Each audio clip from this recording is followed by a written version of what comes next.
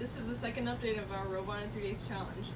We're really enjoying the Go Build a Master Kit. So since our last update, we connected the intake to the arm, and we connected the arm to the chassis.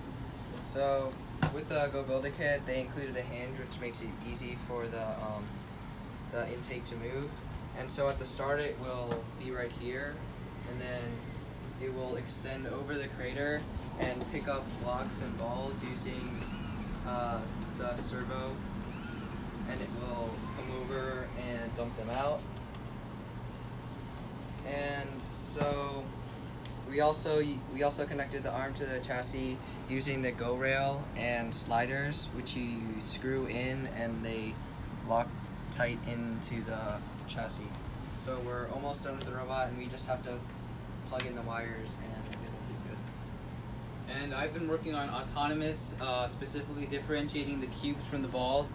So with OpenCV, it tells me the RGB value of a rectangle, so I'm able to tell the difference between the yellow cubes and the white balls.